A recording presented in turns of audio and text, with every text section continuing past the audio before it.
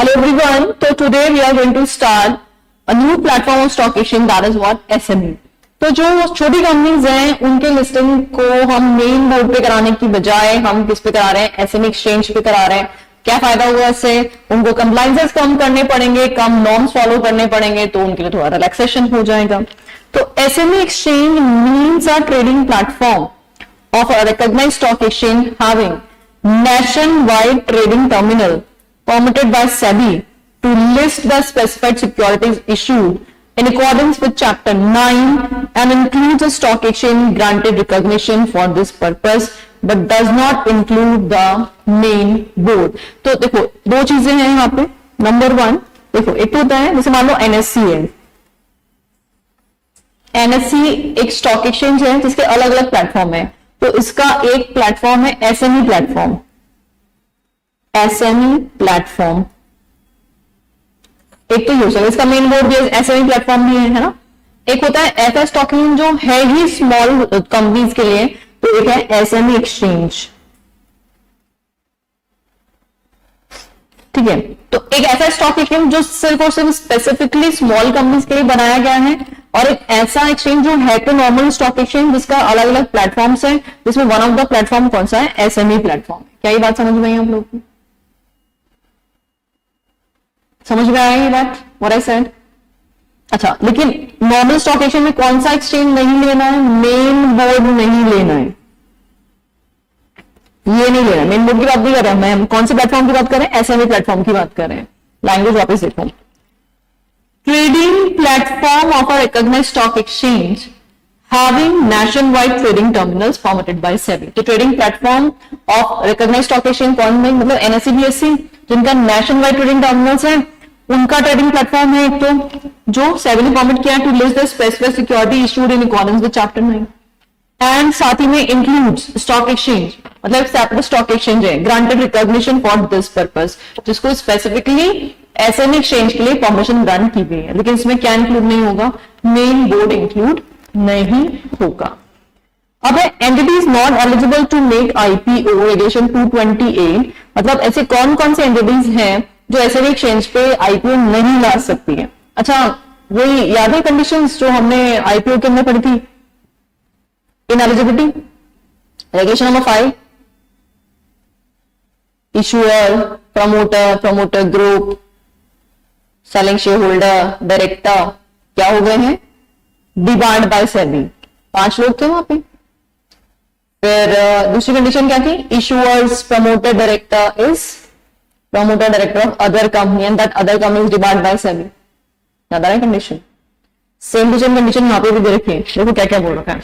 वो issuer, promoter, promoter group, director, selling share holder are debarred by SEBI. Ditto same condition. Promoter or director of issuer is promoter director of other company which are debarred by SEBI. Same to same company.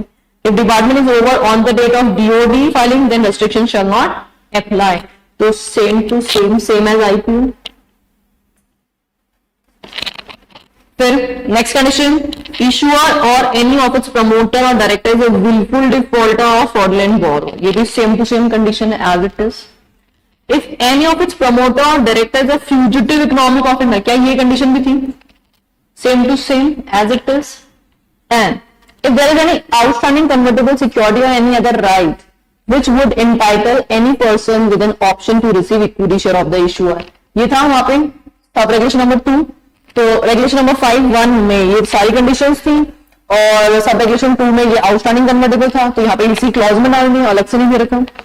This clause shall not apply to, इस clause का exception भी दे रखा आपको। कौन सा? अगर employees को इंसोर्स दे रखा है तो उस पे कंडीशन एप्लीकेबल नहीं होती। और दूसरा एक्सेप्शन क्या था? अगर fully paid up outstanding convertible securities हैं which are required to be converted कब बिफोर ओडी, तो ओडी से पहले जिसका कन्वर्जन हो जाएगा। तो ये पूरी एंटायर कहानी सेम टू सेम है, same as regulation number 5(1) and 2। No change at all. तो बहुत ही अच्छी बात है, सारी सेम टू सेम कंडीशन भी चेप रहा है हर जगह। चलो regulation number 229 eligibility requirement for IPO क्या क्या है? Eligibility requirement number 1, issuer shall be eligible to make an IPO only if what post issue paid up capital is less than or equal to 10 crore रुपए। छोटी company होनी चाहिए ना, अगर मान लो 100 करोड़ है, 500 करोड़ है, तो ऐसे में थोड़ा ना हुई, फिर तो ऐसे में नहीं हुई तो फिर स्टॉक एक्सचेंज पे आपको परमिशन नहीं मिलेगी लिस्टिंग की। तो आपका post issue paid up capital कितना है, लेस देन और इक्वल टू 10 करोड़ रुपए, 10 करोड़। कौन सी कैपिटल की बात हो रही है, post issue paid up capital की बात हो रही है। Post issue paid up capital क्या है, अप टू 10 करोड़ है, इज लेस देन और इक्वल टू 10 करोड़, मतलब अप टू 10 करोड़ है। दूसरी condition, issuer whose post issue paid up value of capital is more than 10 crore rupees and up to 25 crore रुपए may also issue specified securities in accordance with the provision of this chapter। तो अगर आपके capital क्या है, 10 करोड़ से तो ज्यादा है लेकिन 25 करोड़ तक है, तो भी आप यहाँ पे क्या कर सकते हो, इशू ला सकते हो, लिस्टिंग करा सकते हो। SEBI does not issue any observation in the offer document। साथ ही में सेबी ने कोई ऑब्जर्वेशन अगर रेज नहीं किया होना चाहिए।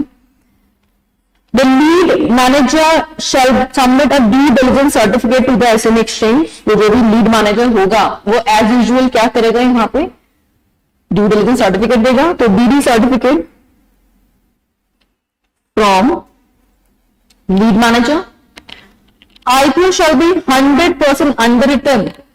The lead manager shall underwrite at least 15% of the issue size।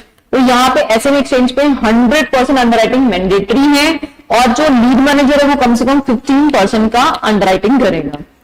Compulsory market making होगी for a period of at least 3 years from the date of listing. तो यहाँ पे लिस्टिंग से कम कितने साल तक, 3 साल तक आपको मार्केट मेकिंग का प्रोसेस कराना पड़ेगा। मार्केट मेकिंग क्या होती है भी बताती हूँ मैं आप लोगों को। और minimum application size in IPO lot shall be 2 lakh and 2 पर एप्लीकेशन। तो यहाँ पे जो एप्लीकेशन लॉट होता है वो मिनिमम कितना होगा, 2 लाख रुपीज। जैसे नॉर्मली अगर आप आईपीओ की बात करते हैं तो वहां पे एप्लीकेशन साइज होगा 10,000 से 15,000, लेकिन जब एसएमई एक्सचेंज पे एप्लीकेशन की बात करें तो in this situation minimum application size होगी 2 लाख रुपीज 2 लाख एंड 2 पर एप्लीकेशन। मतलब एक एप्लीकेशन 2 रुपए की होगी कम से कम, और जो एप्लीकेशन साइज होगा वो मिनिमम 2 लाख होगा, minimum 2 lakh. This is the application size. और जो एप्लीकेशन मनी होगी वो मिनिमम 2 रुपीज पर एप्लीकेशन होगी। एप्लीकेशन मनी ₹2 पर एप्लीकेशन ये होगा। अच्छा, एक फटाफट से सारी कंडीशंस को रिकैप करते हैं। अगर आप एसएमई एक्सचेंज पे लिस्टिंग कराना चाह रहे हैं तो इनएलिजिबिलिटी की कंडीशन तो सेम वही है जो हमने रेगुलेशन 5 में पढ़ी थी। अब जो हम यहाँ पे 229 का रेगुलेशन पढ़ रहे हैं, मतलब अब एलिजिबिलिटी कंडीशन क्या क्या है, तो देखो पहली एलिजिबिलिटी कंडीशन इसने क्या बोला कि आपका post issue paid up capital जो है वो अप टू 10 करोड़ हो सकता है ना। और अगर मान लीजिए 10 करोड़ से ज्यादा लेकिन 25 करोड़ तक है, तो अगर आप कुछ स्पेसिफाइड कंडीशन फुलफिल करते हो तो आप ऐसा कर सकते हो। मतलब 10 से 25 करोड़ के लिए आपको कुछ स्पेसिफाइड कंडीशन फुलफिल करनी है और 10 करोड़ तक कोई कंडीशन फुलफिल नहीं करनी है, आप यहाँ पे आईपीओ ला सकते हो। फिर उसके बाद सेबी यहाँ पे जो भी है कोई ऑब्जर्वेशन वगैरह रेज नहीं करेगा, है ना। प्लस आपको क्या करना है, लीड मैनेजर से डीडी सर्टिफिकेट लेना है। आपका जो इश्यू होगा वो क्या करना पड़ेगा, 100% अंडरराइट कराना पड़ेगा। इसमें से जो लीड मैनेजर है वो कितना अंडरराइट करेगा, 15%। How much, 15%। अच्छा, यहाँ पे एक नया टर्म आ रहा है मार्केट मेकिंग। कितने साल तक मार्केट मेकिंग कराना है, 3 साल तक मार्केट मेकिंग कराना है। अभी क्या होता है ये बता रही हूँ। और एप्लीकेशन साइज मिनिमम कितनी है यहाँ पे, application size that is 2 lakh. और एप्लीकेशन मनी कितनी है, 2 पर एप्लीकेशन, ₹2 पर एप्लीकेशन। तो ये हमारी कुछ कंडीशंस हैं। तो सबसे पहले ये 3 साल तक मार्केट मेकिंग कराना है। अब ये क्या प्रॉब्लम है। अच्छा, यहाँ पर जो लिस्टिंग करा रही कंपनी वो बहुत छोटी कंपनी है, तो आपको समझ में आ गया होगा। आप उसकी कैपिटल देखो, पोस्ट इशू कैपिटल 10 करोड़ तक ही होगी, या कुछ स्पेशल कंडीशन फुलफिल करे तो मैक्स टू मैक्स 25 करोड़ जाएगी, इसके ऊपर जाएगी नहीं, है ना। मतलब इतनी छोटी कंपनी है जिसकी कैपिटल सिर्फ और सिर्फ मैक्सिमम 25 करोड़ तक जाने वाली है, इसके ऊपर जाएगी नहीं। अब सपोज करो, मान लो एक कंपनी है ए लिमिटेड और उसके पास एग्जिस्टिंग कुछ कैपिटल है, मान लो 2 करोड़ की, और नया नया स्टार्टअप है और बिजनेस सेटअप करना चाहते हैं, नए नए फंड की इनको नीड है। तो ये चाह रहे हैं कि भाई मेन बोर्ड पे तो अपने बस की बात है नहीं, हम इतने सारे कंप्लायंस पूरे कर भी नहीं पाएंगे, तो हमारे लिए जरूरी है कि हम एसएमई पे लिस्टिंग करा लें, फंड भी आ जाएगा, कंप्लायंसेस भी कम करनी पड़ेगी। तो अब ये कंपनी चाह रही है एसएमई एक्सचेंज पे लिस्टिंग करना, और आपको बताइए यहाँ पे मैक्सिमम जो पोस्ट इशू कैपिटल हो सकती है वो 10 करोड़ हो सकती है, और एक्सेप्शनल सिचुएशन में 25 करोड़ जा सकती है, बस इससे ज्यादा तो होगी नहीं। चलो हम नॉर्मल सर्कमस्टेंसेस की बात कर लेते हैं, जहां पे 10 करोड़ ही होगी, तो 2 करोड़ तो ऑलरेडी है ही। इसका मतलब यहाँ पे आईपीओ सिर्फ कितने का आएगा, 8 करोड़ का। जस्ट इमेजिन 8 करोड़ का IPO, it's a very nominal amount, है ना। इसमें भी पर इन्वेस्टर कितना इन्वेस्टमेंट करेगा, मिनिमम 2 लाख का इन्वेस्टमेंट करेगा, है ना। अब यहाँ पे एप्लीकेशन रिसीव होंगी, तो यहाँ पे जो अलॉटीज होंगे वो तो बहुत ही लेस होंगे ना, बहुत ही कम लोग होंगे। यहाँ पे एक बंदा मिनिमम 2 लाख का इन्वेस्टमेंट कर रहा है, यहाँ पे कुछ लोग ज्यादा एप्लीकेशन भी लगाते हैं, अब किसी ने 10 लाख की लगा दी, किसी ने 5 लाख की लगा दी, एंड सो ऑन। इस तरह से एप्लीकेशन आएंगे हमारे पास। तो 8 करोड़ का सब्सक्रिप्शन बहुत ही सिलेक्टेड लोगों से आ जाएगा, राइट और नॉट। 400-500 लोग होंगे जो यहाँ पे सब्सक्राइब करेंगे, बस इससे ज्यादा तो कितने लोग होंगे, राइट और नॉट। तो अब अगर मान लो यहाँ पे टोटल 400 लोग हैं, ये भी तब होंगे जब हर बंदा कितने की एप्लीकेशन लगा रहा है, 2 लाख की, है ना। तब जाकर के ये 8 करोड़ हो जाएगा अगर मिनिमम एप्लीकेशन लगा, 400 ज्यादा तो हो ही नहीं सकते हैं किसी भी केस में। अब जब इतने कम लोग होते हैं, और उसमें फिर 400 लोग भी ज्यादा ही बोल देंगे क्योंकि कुछ प्रमोटर का भी स्टेक होता है, तो अब इतने कम लोग अगर यहाँ पे एप्लीकेशन लगा रहे हैं, तो वहां पे सेलिंग, बाइंग एंड सेलिंग में बहुत दिक्कत आती है। अब भाई मान लो मैं पब्लिक इन्वेस्टर हूं, मैंने यहाँ पे कंपनी में इन्वेस्टमेंट कर दिया, मान लो 5 लाख की एप्लीकेशन लगा दी। अब अगर मैंने एप्लीकेशन लगा दी 5 लाख की, अब after listing if I want to sell the shares, तो भाई मेरे को तो आपदा आ जाएगी, क्योंकि अब ये शेयर मेरे बिकेंगे नहीं। क्यों नहीं बिकेंगे, क्योंकि यहाँ पे ट्रेडिंग करने वाले लोग भी बहुत कम है, और पब्लिक अवेयरनेस होती नहीं इन कंपनीज की, तो कोई पब्लिक का बंदा आकर के खरीदेगा नहीं इन शेयर्स को। अब इतने सेलेक्टेड लोग होते हैं, तो वहां पे बाइंग एंड सेलिंग होना बहुत मुश्किल है। जनरली क्या होता है, लिस्टेड कंपनी में लाखों लाखों इन्वेस्टर्स होते हैं, तो हमेशा वहां पे कोई ना कोई बायर और कोई ना कोई सेलर होता ही है।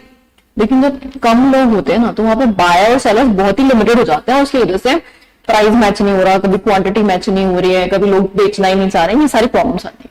अब अगर ये सारी प्रॉब्लम्स आएंगी तो भाई मेरा पैसा तो अटक ही जाएगा ना, मैं तो बेच नहीं सकती। तो इसलिए कंपल्सरीली यहाँ पे मार्केट मेकिंग कराया जाता है। सेबी क्या बोलता है, ए लिमिटेड तुम्हें क्या पॉइंट करना पड़ेगा, market maker. You will have two point market maker. Market maker कौन होता है, लीड मैनेजर ही होता है, मर्चेंट बैंकर होता है। लेकिन वो रोल किसका प्ले कर रहा है, मार्केट मेकर का रोल प्ले कर रहा है। एक तरह से ये एक गारंटर हो गया है। किस तरह का गारंटर, कि भैया तुम्हें टेंशन करने की जरूरत नहीं है, जब भी तुम्हें शेयर बेचना है, तो जैसे मान लो मुझे अपने शेयर बेचने हैं, तो ये बन जाएगा यहाँ पे सेलर, ठीक है, या बायर। कौन बनेगा ये, अगर मुझे अपने शेयर बेचने हैं तो ये कौन बनेगा,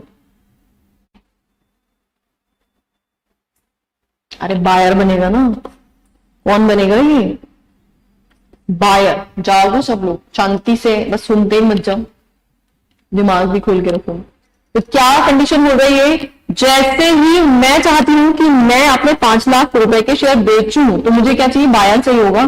तो यहाँ पे ये मर्चेंट बैंकर क्या बन जाएगा, बायर बन जाएगा। वैसे मान लो कोई पर्सन, थर्ड पर्सन है जो कंपनी के शेयर खरीदना चाहता है, तो उसको यहाँ पे कोई शेयर मिल ही नहीं रहा है, तो कोई शेयर मिल ही नहीं रहा है, तो वहां पे मर्चेंट बैंकर क्या बन जाएगा, सेलर बन जाएगा। तो एक तरह से बायर और सेलर को सिक्योरिटीज की कमी ना हो, उसके लिए मर्चेंट बैंकर मार्केट मेकिंग का काम करता है। तो एनी हाउ सिक्योरिटीज की बाइंग एंड डिलीवरी अवेलेबल कराने का काम कौन करेगा, मार्केट मेकर करेगा। ये मैंडेटरी है, और कम से कम 3 साल तक कंपनी को मार्केट मेकिंग कराना ही पड़ेगा।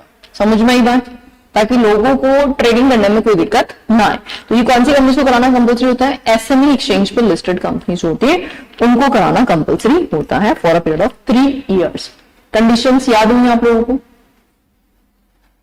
कंडीशंस सबको याद हो गई क्या, चलेगा फटाफट साथ बोलेंगे कंडीशंस। कंडीशन नंबर वन, सबसे पहली बात, post issue paid up capital कितनी होनी चाहिए, मैक्सिमम 10 करोड़। और अगर 10 करोड़ से ज्यादा हो रही है, लेकिन किसी भी केस में किससे एक्सीड नहीं करनी चाहिए, 25 करोड़, तो उसके लिए क्या करना पड़ेगा आपको, कंडीशन फुलफिल करनी पड़ेगी, ठीक है। अच्छा, यहाँ पे जैसे वही आप ओडी फाइल करते हो तो यहाँ पे सैलरी ऑब्जर्वेशन रेज करता है क्या? नहीं। और डीडी सर्टिफिकेट वगैरह लगाना पड़ेगा, ठीक है। अंडर राइटिंग मैंडेटरी है क्या यहाँ पे? कितना परसेंट? 100%। और लीड मैनेजर कितना अंडर राइट करेगा? 15%। मार्केट मेकिंग कितने साल तक करानी पड़ेगी? 3 years से। और मिनिमम एप्लीकेशन साइज कितना रहेगा यहाँ पे? 2 लाख रुपीज का मिनिमम एप्लीकेशन साइज रहेगा। और कितनी वैल्यू रहेगी पर एप्लीकेशन? 2 रुपीज।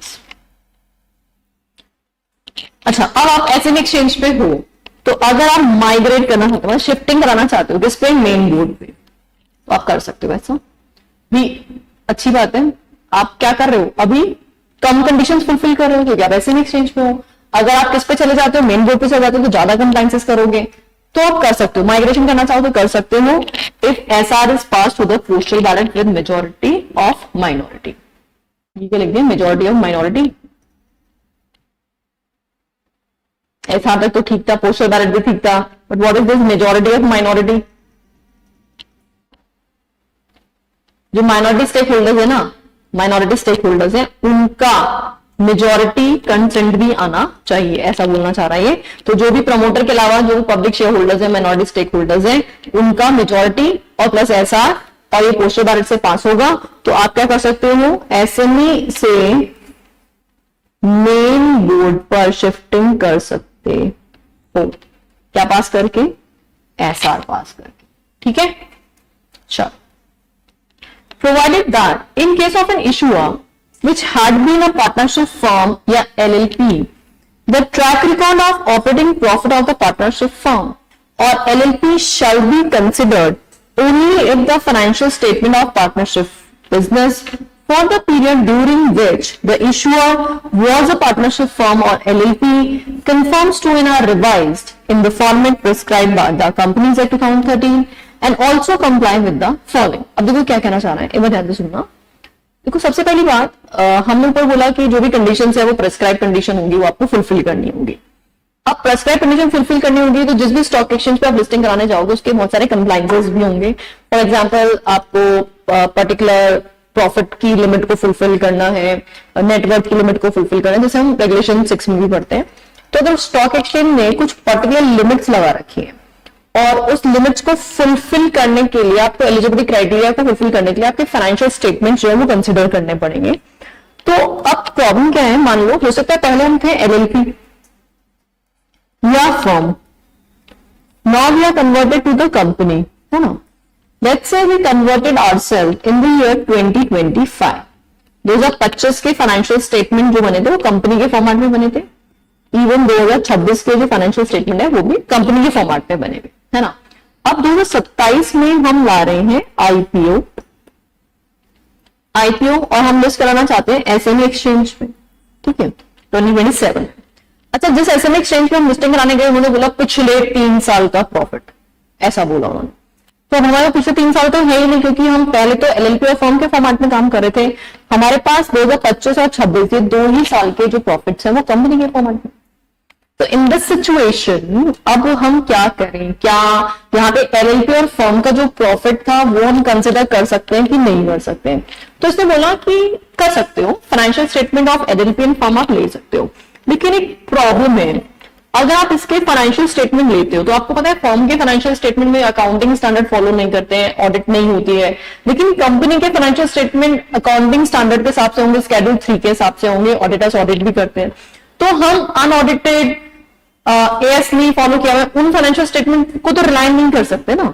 तो अगर आप फर्म या एलएलपी का फाइनेंशियल स्टेटमेंट कंसिडर कराना चाहते हो तो what you need to do, आपको ये फाइनेंशियल स्टेटमेंट रिवाइज करने पड़ेंगे, रिवाइज्ड, और किसके हिसाब से बनाने पड़ेंगे? As per accounting standard, as per schedule 3, और आपको उसकी बकायदा ऑडिट भी करानी पड़ेगी। जो ऑडिटर्स होते हैं, पीयर रिव्यू सर्टिफिकेट होल्डर्स जो सीए प्रैक्टिसिंग सीए, उनसे आपको ऑडिट भी करानी पड़ेगी।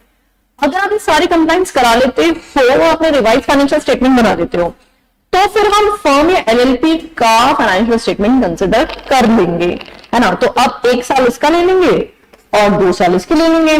तो जो कंप्लायंस है, जो भी एसएम एक्सचेंज की कंप्लायंस है, मान लो पिछले 3 साल की नेटवर्क देखनी है, पिछले 3 साल का प्रॉफिट हमें देखना है, जो भी कुछ वो बोल रहा है, तो हम यहाँ पे कंसिडर कर लेंगे।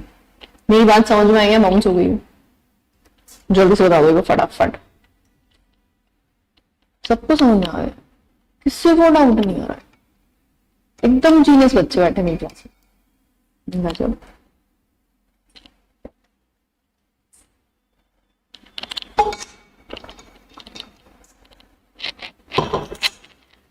चलो, तो सारे जीनियस बच्चे बैठे हैं तो लैंग्वेज पढ़ देते हैं फटाफट से। Provided that in case of an issuer which had been partnership firm, जो क्या थी? पार्टनरशिप फर्म थी, एलएलपी थी। The track record of operating profit of partnership firm या LLP shall be considered, कि हम जो भी financial statements of firm and LLP वो consider कर लेंगे हम।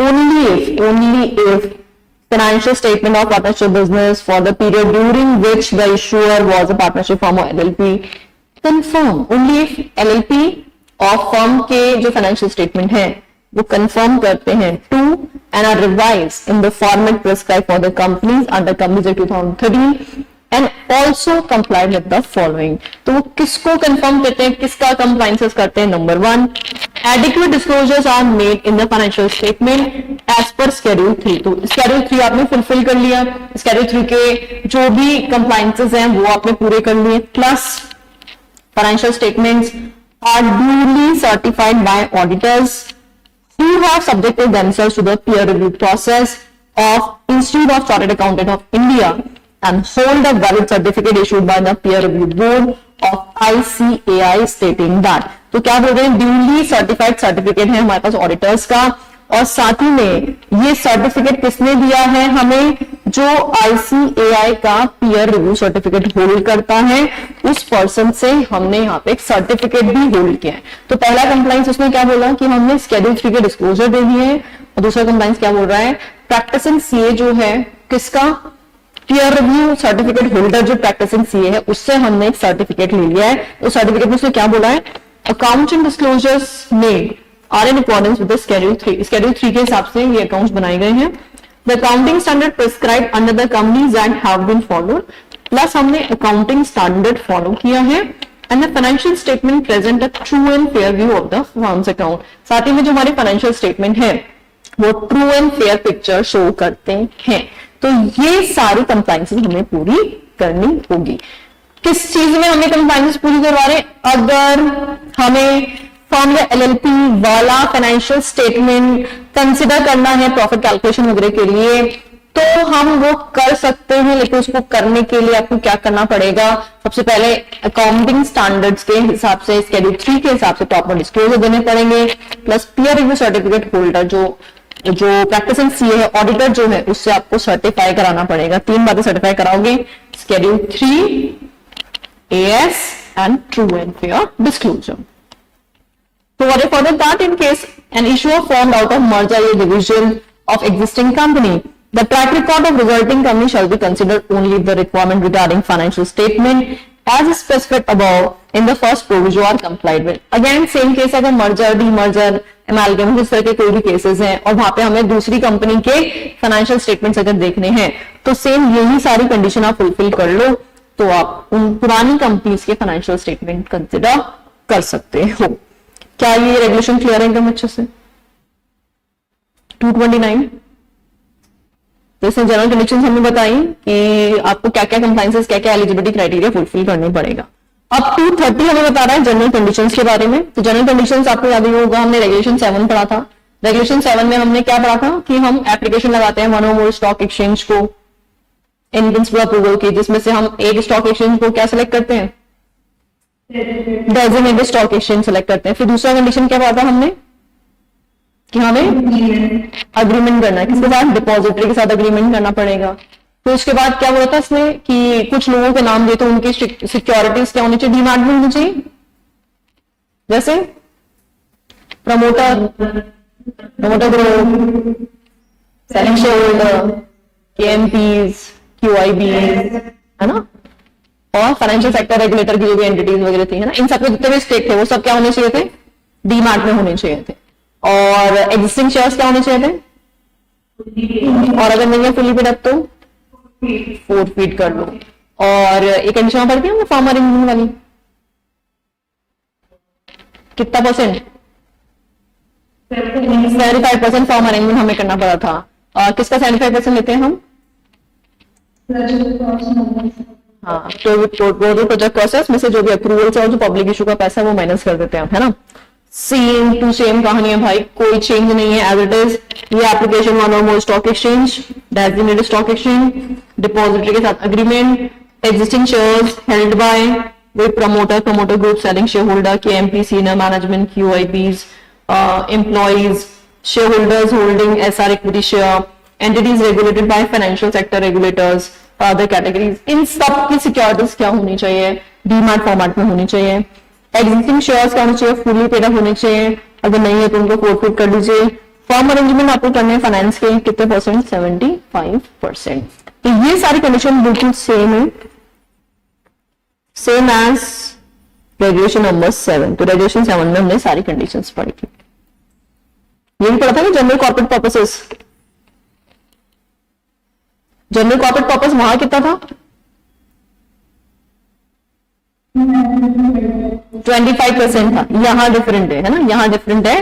तो amount for general corporate purposes as mention in the object of the issue in the DOD and the offer document shall not exceed 15% of the amount being raised by the issuer और 10 crore whichever is lesser. अभी 10 करोड़ तो total issue size हमारा अभी क्या ही बोल रहा है ये, है ना, और 10 करोड़ व्हिचएवर इज लेसर। अच्छा, ऐसा हो सकता है क्या कि कंपनी आईपीओ ला रही है 50 करोड़ का, इशू साइज 50 करोड़ हो सकता है क्या, इशू साइज 50 करोड़ हो सकता है क्या एसएमई कंपनी के लिए,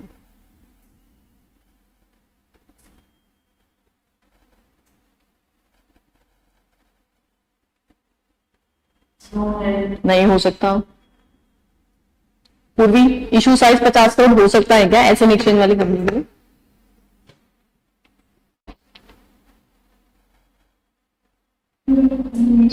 नहीं हो सकता। भूमिका, अनु, Lalit,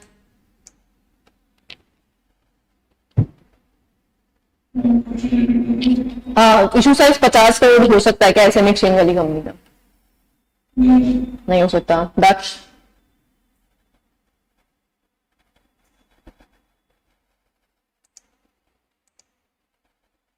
you are not audible.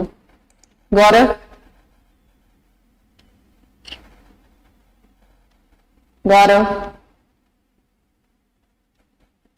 Issue size 50 crore हो सकता है क्या ऐसे में एक्सचेंज वाली कंपनी में,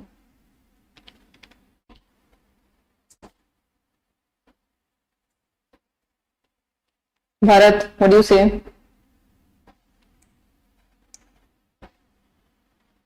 प्राची,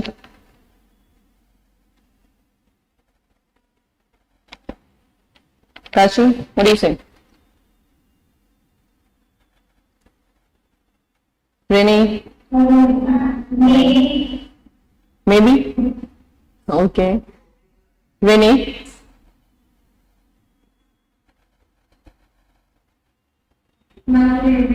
Maybe.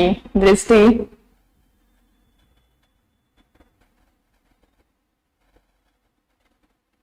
Nisha? Maybe. मुस्कान? नहीं हो सकता। डॉली? नहीं हो सकता। और कौन कौन है? दर्शिका? नहीं हो सकता। अच्छा, आपको ये क्यों मना कर रहे हो, क्यों नहीं हो सकता 50 करोड़?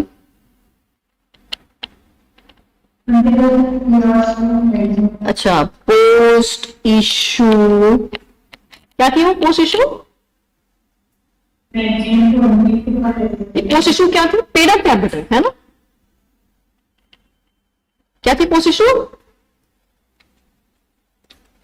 पेड अप कैपिटल, ऐसा ही बोलता ना, पेड अप कैपिटल। जो 10 करोड़ तक हो सकती है, लेकिन अगर कुछ कंडीशन फुलफिल कर लो तो 10 करोड़ से ज्यादा हो सकती है, लेकिन किसी भी केस में 25 करोड़ से ज्यादा नहीं हो सकती। ऐसी कंडीशन पड़ी थी ना ये भी हमने। ओके, अरे क्या पॉसिबल है कि मान लो मैं 10 करोड़ शेयर इशू कर रही हूँ 1 इंच वाले और इशू प्राइस है मेरा 10 करोड़ ऑफ 100 ईच। क्या ये पॉसिबल है? 1 रुपए के शेयर को मैं 100 रुपए पे इशू कर दूं? बताओ, इज दिस पॉसिबल और नॉट? हाँ कर सकते हैं। प्रीमियम तो कितना भी हो सकता है, 1 रुपए के शेयर को आप 100 रुपए पे इशू कर सकते हैं। 99 रुपीज का प्रीमियम है हमारा, definitely it is allowed, there is no problem at all. तो अगर मैं ऐसा करती हूँ तो पेड अप कैपिटल 10 करोड़ ही रहेगी ना, पेड अप कैपिटल 10 करोड़ ही रहेगी, लेकिन मेरा इशू साइज जो है ना वो कितना हो गया है? 1000 करोड़। कितना हो गया है? 1000 करोड़। इट मींस देखो, इशू साइज तो डिपेंड करता है आपके इशू प्राइस पे, लेकिन पेड अप कैपिटल किस पे डिपेंड करती है? पेड अप कैपिटल डिपेंड करती है आपकी फेस वैल्यू पे, राइट है। तो भाई सिंपल बात ये कहना चाह रहा है कि अगर कल को आपका इशू साइज ज्यादा है क्योंकि आपने प्रीमियम पे इशू किया था, तो उस केस में मैक्सिमम एनी 10 करोड़ से ज्यादा का आपका जनरल कॉर्पोरेट पर्पसेस का खर्चा नहीं हो सकता। तो यहाँ पर लिमिट कितनी है? 15% ऑफ इशू साइज और 10 crore, whichever is lesser. This is the maximum limit up to which आप क्या कर सकते हो, जनरल कॉर्पोरेट पर्पसेस के लिए फंड यूज कर सकते हो। अभी सेम एग्जाम्पल में मेरा इशू साइज 1000 करोड़ है, अगर 1000 करोड़ का मैं 15% निकालने लग गई तो कितना हो जाएगा? 150 करोड़। तो दैट इज तो वेरी ह्यूज अमाउंट। इतना अमाउंट हम जनरल कॉर्पोरेट पर्पसेस पे खर्चा नहीं कर सकते हैं। हम जनरल कॉर्पोरेट पर्पसेस पे सिर्फ और सिर्फ मैक्सिमम कितना खर्चा कर पाएंगे? 10 करोड़ का, क्योंकि विच एवर इज लेसर की लिमिट हमें दे रखी है। आई बात समझ में? सबको क्लियर है ये बात अभी? ठीक है। अच्छा, अब यहां पे नेक्स्ट जो कंडीशन है, amount for general corporate purposes and such other objects where the company has not identified acquisition or investment target as mentioned in the object of the issue in the DOD or OD shall not exceed 35% of the amount being raised by the issuer. This third condition is exactly same. तो ये ditto same as regulation 7 sub regulation number 3. Other the same condition, sub regulation number 2 change हुआ है यहाँ पे, बाकी सब कुछ same to same कहानी है। प्रोविजन भी सेम टू सेम दे रखा है कि that amount raised for such object where the issuer has not identified the object target, तो ये किसी भी केस में 25% से एक्सीड नहीं कर सकता। तो जो अदर ऑब्जेक्ट्स है उसकी मैक्सिमम लिमिट है 25%, और जनरल कॉर्पोरेट पर्पसेस की लिमिट है 15% और 10 करोड़ विचएवर इज लेसर, और कंबाइंडली दोनों की लिमिट है 35%। एनी हाउ 35% से ज्यादा दोनों का कंबाइंड खर्चा नहीं हो सकता, और ये लिमिट एप्लीकेबल नहीं होगी अगर आपने इन्वेस्टमेंट टारगेट्स ऑलरेडी फिक्स कर दिए हैं। बाकी पूरी कहानी सेम टू सेम है, नो चेंज एट ऑल। यहां तक ऑल सेट है। एसएमई एक्सचेंज के कंसर्न में हमने काफी सारी कंडीशन तो वही देखी है जो कि ऑलरेडी आईपीओ में हमने पढ़ी थी। कुछ कंडीशन हमने डिफरेंट पढ़ी है। जनरल कंडीशंस में कुछ कंडीशन, कुछ एलिजिबिलिटी कंडीशंस जो है उनमें थोड़ा वेरिएशन हम पढ़ रहे हैं, बाकी ऑलमोस्ट सेम कंडीशंस हमारी चल रही है। अब migration to SME exchange, migration to SME exchange. अच्छा, पहले हमने पढ़ा था माइग्रेशन टू मेन बोर्ड। तो मेन बोर्ड पे जा रही थी एसएमई एक्सचेंज की कंपनी, अगर मेन बोर्ड पे जा रही थी तो क्या कर रही थी? वो एसआर पास कर रही थी। क्या पास कर रही थी? एसआर पास कर रही थी। वो भी कैसे? पोस्टल बैलेट से, जिसमें भी उनको क्या करना था? माइनॉरिटी का मेजॉरिटी कंसेंट लेना था। वेयरएज अब यहाँ पे होगा माइग्रेशन टू एसएमई एक्सचेंज। तो ये कौन सी कंपनी माइग्रेट कर रही है? जो मेन बोर्ड पे लिस्टेड कंपनी है ना, वो अपने आप को एसएमई एक्सचेंज पे ट्रांसफर कराना चाह रही, माइग्रेट कराना चाह रही। तो क्या कंडीशन होगी? Listed issuer already main board पे लिस्टेड कंपनी है, whose post issue paid up capital is less than 25 crore रुपए। एनी हाउ 25 करोड़ से ज्यादा तो हो ही नहीं सकती। अगर 25 करोड़ से ज्यादा है तो आप एसएमई एक्सचेंज पे लिस्टिंग भी नहीं करा सकते। May migrate with specified security to SME exchange if its shareholders approve such migration by passing SR through postal ballot to this effect. If such issuer fulfills the eligibility criteria for listing laid down by the SME exchange. तो देखो इसने क्या क्या बोला, number 1, पहली बात तो आपकी कैपिटल 25 करोड़ से एक्सीड नहीं करनी चाहिए। दूसरी बात, आपको एसआर पास कराना पड़ेगा। तीसरी बात, जिस स्टॉक एक्सचेंज का लिस्टिंग कराने जा रहे हो उस स्टॉक एक्सचेंज का लिस्टिंग की जितनी भी रिक्वायरमेंट्स है वो आपको फुलफिल करनी होंगी। However, the SR shall be acted upon only if the vote cast by the shareholders other than promoter in favor of the proposal is at least 2 times the number of vote cast by the shareholders other than the promoter। देखो जो public holding थी ना, other than promoter holding थी, other than promoter जो holding है, इनमें voting cast कैसे हो रही है, कम से कम 2 टाइम्स वोटेड फॉर होने चाहिए, किससे, वोटेड अगेंस्ट के कंपैरिजन। पब्लिक शेयर होल्डिंग की बात हो रही है, एसआर तो पास करना ही करना है, प्लस साथ में आपको अदर देन प्रमोटर होल्डिंग में ये कंडीशन भी फुलफिल करनी होगी। अगर migration to main board, ensure whose specific security listed on SME exchange and whose post issue paid up share capital is more than 10 crore और अप टू 25 करोड़। तो SME exchange पे ऐसी कंपनीज होती हैं जिनमें 10 करोड़ से 25 करोड़ तक की कैपिटल हो सकती है, इसके बिना होती नहीं है। May migrate its specified security to the main board of the stock exchange if the shareholders approve such migration by passing SR through the postal ballot to this effect. If the issuer fulfills the eligibility criteria list for listing on the main board, तो main board से related जितने भी conditions हैं वो सारी conditions आप fulfill करते हो। However, SR shall be acted upon only if the vote cast by the shareholders other than promoter in favor of the amount at least 2 times the number of vote cast other than the promoter shareholder against the proposal। तो यहाँ पे वही minority जो है उनका majority stake ले रहे हैं, तो यहाँ पे मेजॉरिटी से मतलब है 2 टाइम्स। तो सेम टू सेम कंडीशन है, चाहे आप मेन बोर्ड से एसएमई पे जाओ या एसएमई से मेन बोर्ड पे जाओ, दोनों में एसआर पास कराना है और अदर देन प्रमोटर जो होल्डिंग है उनमें 2 टाइम्स कंसेंट आपको लेनी पड़ेगी। That is the same condition. अब अगर एसएमई से मेन बोर्ड पे जाओगे तो ऑब्वियसली मेन बोर्ड पे लिस्टिंग होगी तो मेन बोर्ड के कंप्लायंसेस पूरे करोगे, और अगर मेन बोर्ड से एसएमई पे आओगे तो जो एसएमई एक्सचेंज की कंप्लायंसेस है वो आप फुलफिल करोगे। Is this clear? यहां तक ये सारी कहानी समझ में आई। इधर माइग्रेशन का शॉर्ट नोट बना देते हैं। हम करने क्या जा रहे हैं, माइग्रेशन। माइग्रेशन, अब माइग्रेशन 2 तरीके से हो गए हमारे, फ्रॉम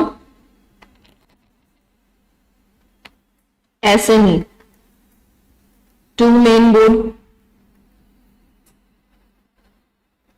या फिर from main board to SME. ये 2 तरीके होते हैं यहाँ पे माइग्रेशन। 2 अलग अलग स्टॉक एक्सचेंज में दोनों अलग अलग प्लेटफॉर्म से माइग्रेशन हो रहा है। अगर आप एसएमई हैं और एसएमई से मेन बोर्ड पे जाना चाहते हैं तो ऑब्वियसली एसएमई है तो आपकी पेड अप कैपिटल कितनी होगी, पेड अप कैपिटल 10 करोड़ से 25 करोड़ के बीच में होगी, इससे ज्यादा आपकी कैपिटल होगी नहीं। दूसरी कंडीशन, आपको माइग्रेट करना है तो आपको क्या पास करना पड़ेगा, एसआर पास करना पड़ेगा। और एसआर पास करते वक्त आपको क्या ध्यान रखना है, नॉन प्रमोटर जो शेयर होल्डर्स हैं इन्होंने 2 टाइम्स वोटेड फॉर किया होगा, किसके कंपैरिजन में, इन्हीं के वोटेड अगेंस्ट के कंपैरिजन। और आप मेन बोर्ड पे जाना चाहते हो तो अंडरस्टूड सी बात है, आपको मेन बोर्ड के सारे कंप्लायंसेस पूरे इंश्योर करने पड़ेंगे। Ensure compliances of main board, तो जो भी मेन बोर्ड पे लिस्टिंग के सारी कंडीशंस है, एलिजिबिलिटी क्राइटेरिया, वो सारा आपको फुलफिल करना पड़ेगा। अब अगर आप मेन बोर्ड से एसएमई पे आना चाहते हैं तो ऑब्वियसली आपकी पेड अप कैपिटल ज्यादा नहीं हो सकती है, तो आपकी जो पेड अप कैपिटल है वो किससे ज्यादा नहीं होगी, नॉट एक्सीडिंग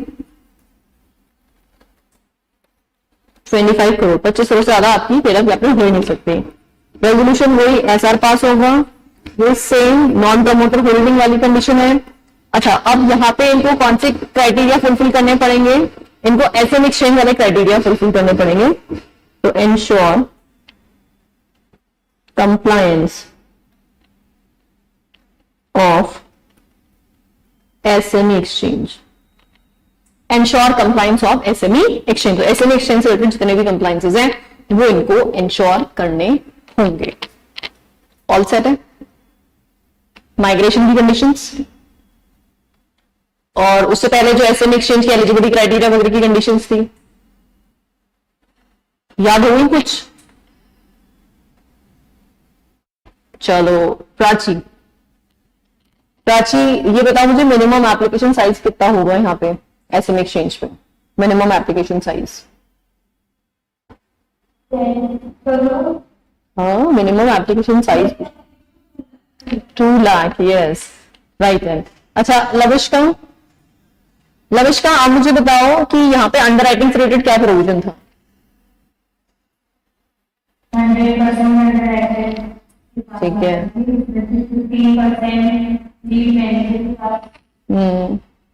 और मार्केट मेकिंग? परफेक्ट बात है। ओके मुस्कान, मुस्कान आप मुझे बताओ कि यहाँ पे जो पेड अप कैपिटल का कंप्लायंसेस था वो क्या है?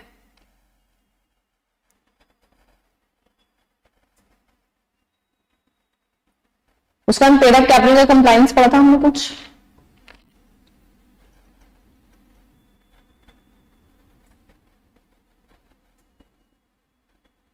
निशा आप बताओगे पेड अप कैपिटल का कंप्लायंस?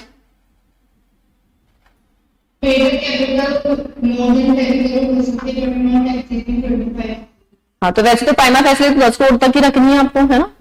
और post issue paid up capital अगर 10 करोड़ से ज्यादा जा रही है तो पर एनी हाउ 25 करोड़ से ज्यादा नहीं जाएंगी और उसके लिए भी आपको स्पेसिफाइड कंडीशंस फुलफिल करनी होगी। All done? चलो अब जो हमारा नेक्स्ट प्लेटफॉर्म है that is IGP, innovators growth platform. अब देखो इनोवेटर्स ग्रोथ प्लेटफॉर्म जो है बेसिकली कौन सी कंपनीज के लिए है? जो कंपनीज स्टार्टअप्स लेके आ रही है, नए नए इनोवेटिव आइडियाज लेके आ रही है। आपका ना एसआर शेयर्स में हमने कुछ बिजनेस आइडियाज पढ़े थे, कौन कौन सा? डेटा एनालिसिस, याद आ रहा है? टेक्नोलॉजी, नैनो टेक्नोलॉजी, बायोटेक्नोलॉजी, याद आ रहा है कुछ बिजनेसेस?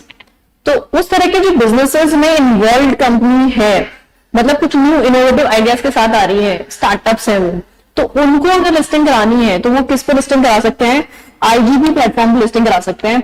तो इनको बहुत सारे एग्जाम्पशंस यहाँ पे मिल जाते हैं लिस्टिंग कराने से। तो क्या क्या एग्जाम्पशंस हैं देखें। Applicability, the provisions of this chapter shall apply to the issuers seeking listing of the specified securities pursuant to IPO offer only trading on the stock exchange of the specified security without making public offer. तो देखो यहाँ पे इसने क्या गजब बात बोल दी है, अगर आप आईजीपी प्लेटफॉर्म पे लिस्टिंग कराना चाहते हैं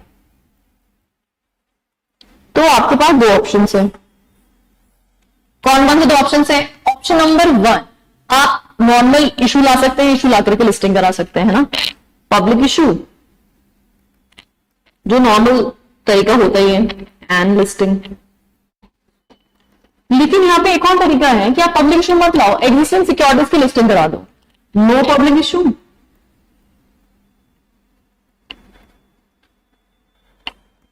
डायरेक्ट लिस्टिंग। तो आप एग्जिस्टिंग जो सिक्योरिटी इशूज हैं आप उन्हीं की लिस्टिंग करा सकते हैं, यहाँ पे बिना पब्लिक इशू लाए हुए आप स्ट्रेट अवे क्या करवा रहे हो? लिस्टिंग करा रहे हो। तो ये तरीका भी आपके पास होता है। तो वी आर हैविंग 2 मेथड्स। तो देखो, the provision of these regulation in respect of matters not specifically dealt or excluded under this chapter shall apply mutatis mutandis to any listing or trading of specified security under this chapter। ये क्या बोलना चाह रहा है? जैसे आप public issue लेके आ रहे हो या नहीं लेके आ रहे हो, तो जो आईपीओ की कंडीशंस है ना वो यहाँ पे एज इट इज एप्लीकेबल होगी, लेकिन कौन कौन से एप्लीकेबल नहीं होगी? जो एक्सक्लूडेड है। यहाँ पे साफ साफ मना कर दिया कि भाई ये कंडीशन एप्लीकेबल नहीं करना है तो फिर नहीं करना है। या फिर नॉट स्पेसिफिकली डेल्ट, तो अगर मान लीजिए आपको यहाँ पे कोई स्पेसिफिक प्रोविजन दे रखा है, जो प्रोविजन दे रखा है तो वो प्रोविजन ही फॉलो कर लेना, फिर आईपीओ वाली कंडीशन फॉलो नहीं करना है। तो provision of these regulation in respect of matters not specifically dealt or excluded under this chapter shall apply mutatis mutandis to the listing of the trading of the specified security under this chapter। तो इस chapter में listing and trading के वही सारी condition follow की जाएंगी जो IPO में की जाती है, बशर्ते वो अगर अलग से कोई डीलिंग हो रही है तो वो नहीं होगा, या एक्सक्लूडेड है तो वो भी एप्लीकेबल नहीं होंगे। हमारे क्लियर? सेकेंड कंडीशन समझ में आ गई है? व्हाट इट सेज कि जो आईपीओ की कंडीशंस हैं लिस्टिंग एंड ट्रेडिंग की वही इस पे एप्लीकेबल होगी, लेकिन अगर आईजीपी प्लेटफॉर्म पे लिस्टिंग के लिए साफ साफ बोल रहे कि ये कंडीशन फॉलो नहीं कर, फिर नहीं करनी है। या फिर ये बोल दिया कि भाई ये कंडीशन ऐसे फॉलो करनी है, मतलब अलग प्रोविजन दे दिया, तो जब अलग प्रोविजन दे दिया तो फिर अलग ही फॉलो किया जाएगा। Provided that the following shall not apply. अब देखिए इसे एक्सक्लूड करके ना साफ साफ कि अगर आप आईजीपी पे लिस्टिंग कराना चाहते हो तो आप पे क्या क्या एप्लीकेबल नहीं होगा। तो भाई क्या क्या एप्लीकेबल नहीं होगा? नंबर 1 देखो, रेगुलेशन 7 सब रेगुलेशन नंबर 2 कौन सा था? General corporate purposes. तो जनरल कॉर्पोरेट पर्पसेस में हमारी लिमिट कितनी थी? 25% वाली जो लिमिट थी वो यहाँ पे एप्लीकेबल नहीं होगी। मतलब आईजीबी प्लेटफॉर्म पे जो लिस्टिंग करा रही कंपनी वो 25% से ज्यादा भी खर्चा कर सकती है जनरल कॉर्पोरेट पर्पसेस के लिए। एंड नंबर 2 ये रेगुलेशन नंबर 6 1 and 2 लो जी, दोनों ही हटा दी उन्होंने। 6(1) एलिजिबिलिटी की कंडीशन नॉर्मल रूट, और अगर 6(1) फुलफिल नहीं करते तो ऑल्टरनेटिव रूट था 6(2). इसने दोनों की ही कंप्लायंसेस खत्म कर दिए। ना तो आपको 6(1) फॉलो करने की जरूरत है, ना ही 6(2) फॉलो की करने की जरूरत है। तो थोड़ा रिस्क हो गया ना, आप ऑल्टरनेटिव रूट में भी नहीं आ रहे हो, आप नॉर्मल रूट में भी नहीं आ रहे हो, तो रिस्की हो गया है। तो रिस्की हो गया तो रिटेल इन्वेस्टर से फंड रेज नहीं हो सकता। तो यहाँ पे आरआईए कैटेगरी जो है उनसे फंड रेजिंग नहीं होगी। The IGP shall be accessible only to the institutional investors and non institutional investor. मतलब किसको अवेलेबल है? क्यूआईबीज को एंड एनआईएस को, इन दोनों को एप्लीकेबल है। आरआईआई को ये एप्लीकेबल नहीं है। आरआईआई से यहाँ पे फंड रेज नहीं किया सकता, रिस्क है, क्योंकि यहाँ पे एलिजिबिलिटी क्राइटेरिया ही मीट आउट नहीं हो रहा है। 6(1) 6(2 का एग्जाम्पशन क्योंकि दे दिया गया है, तो अंडरस्टूड सी बात है। फिर आगे हम उनको आरआईआई वालों को रिस्क में नहीं डाल सकते। If an issuer had issued SR equity share to promoter or founder, the said issuer shall be allowed to make IPO of only ordinary shares for listing on IGP subject to the compliance with the provisions of regulation 6(3). तो अगर आपके पास SR shares हैं तो आप ordinary shares issue कर सकते हैं, लेकिन इसके लिए कौन सा रेगुलेशन फॉलो करेंगे? 6(3). तो ये तो हमें ऑलरेडी पता है, एसआर शेयर्स के लिए 6(3) फॉलो किया जाता है और प्रमोटर फाउंडर के पास होते हैं और उसकी जो कंप्लायंसेस थी वो पूरी करेंगे। आईजीबी प्लेटफॉर्म की यहां तक की कहानी क्लियर है? अच्छा चलो फटाफट से क्या करते हैं। कंडीशन नंबर 1, पहली कंडीशन क्या बोली? आईजी प्लेटफॉर्म पे कैसे कैसे लिस्टिंग हो सकती है? नंबर 1 या तो पब्लिक इशू ला करके लिस्टिंग करा रहे हो, या फिर without public offer direct listing करा रहे हो। ठीक है। अच्छा, आईजीपी प्लेटफॉर्म पे लिस्टिंग एंड ट्रेडिंग के सारे कंप्लायंसेस वही रहेंगे जो आईपीओ वाले होते हैं, बशर्ते स्पेसिफिकली एक्सक्लूडेड है या कोई नया प्रोविजन दे रखा है तो भी वही फॉलो किया जाएगा। ठीक बात है। फिर उसके बाद नेक्स्ट कंडीशन क्या बोल रहे हैं? यहाँ पे क्या क्या एप्लीकेबल नहीं होगा? तो 6(1) नहीं हो रहा है एप्लीकेबल और 7(2) भी एप्लीकेबल नहीं हो रहा है ना। अब क्योंकि 6(1) दोनों एप्लीकेबल नहीं हो रहे तो रिस्की है बहुत ज्यादा। तो रिस्की है तो फिर फंड रेज किससे किया जाएगा? सिर्फ और सिर्फ क्यूआईबीज एंड एनआईआई से। रिटेल वालों से फंड रेज करना है क्या? बिल्कुल ही नहीं करना। रिटेल वालों से फंड रेज नहीं किया जाएगा। और अगर एसआर शेयर है प्रमोटर फाउंडर के पास, फिर क्या करोगे? 6(3) वाला जो एसआर वाली कंडीशन हमने पहले पढ़ी थी वही एज इट इज फॉलो किया जाएगा। तो अब इतना करते हैं हमने एसएमई वाला कंप्लीट कर लिया, आईजीपी का थोड़ा सा हमने इंट्रोडक्शन पढ़ लिया है। This chapter is about to be completed, almost done है। तो कल हम इस चैप्टर को वाइंड अप कर लेंगे। ठीक है।